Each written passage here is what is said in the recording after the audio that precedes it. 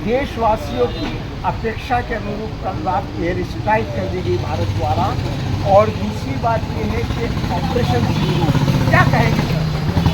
सबसे पहले तो समस्त देशवासियों को बधाई देना चाहता हूँ कि यह सेना का जो कदम था बहुत ही बेहतरीन और काबिल तारीफ़ है। इससे समस्त देशवासियों का सिर गर्व से ऊंचा हुआ है और प्रत्येक उस महिला जिसका सिंदूर मांग से उजड़ गया था उनके लिए यह ऑपरेशन सिंदूर वाकई सबसे बड़ा उनके लिए तोहफा तो नहीं कहना चाहिए, लेकिन उनकी जो बदले की मांग थी कि उन आतंकवादियों को जितना जख्मों पर मरहम लगाने का काम इसने किया है।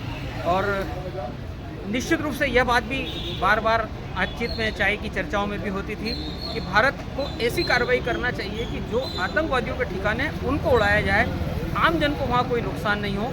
वही सब कुछ यहाँ के गुप्तचर टीम ने किया और उनके प्रत्येक ठिकानों को इस तरह से अंजाम दिया है कि अभी हो सकता है कि इसके अलावा भी और भी वहाँ आतंकवादी ठिकाने हों और भी आतंकवादी बचे हों। हमारे देश के शूरवीर उनको नेस्तनाबूद करेंगे, ऐसी पूरी अपेक्षा है।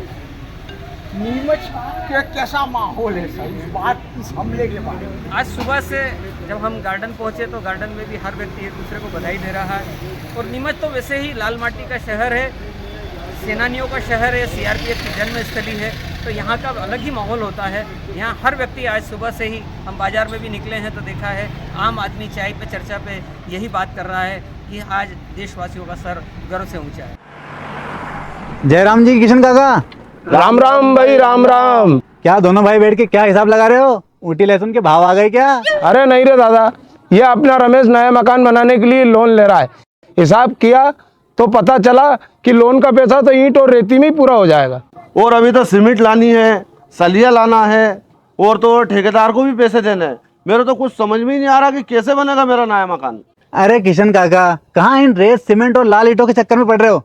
मेरी बात मानो तो अपने घर को बाबजी एएसी ब्लॉक से बनवाओ। इसमें ना सीमेंट और रेत की जरूरत होती है, ना ही तराई करने की झंझट। और लाल ईंटों के मुकाबले आपका मकान काफी तेजी से बनकर तैयार हो जाएगा। इससे आपके पैसे तो बचेंगे ही, साथ ही मजबूती ऐसी कि सालों साल देखने की जरूरत नहीं। और इससे आप अपना मकान ही नहीं, कुएं और खेत की बाउंड्री वॉल भी बनवा सकते हो, जिससे रोजड़ों की समस्या भी खत्म हो जाएगी। वाह भाई, ये तो कमाल की चीज है। फिर तो मैं अपना घर बाबजी ब्लॉक से ही बनवाऊंगा। और मैं अपने खेत की बाउंड्री वाल। ज्यादा जानकारी के लिए स्क्रीन पर दिए गए नंबर पर अभी कॉल करें। बाबजी एएसी ब्लॉक्स, स्टील से मजबूती।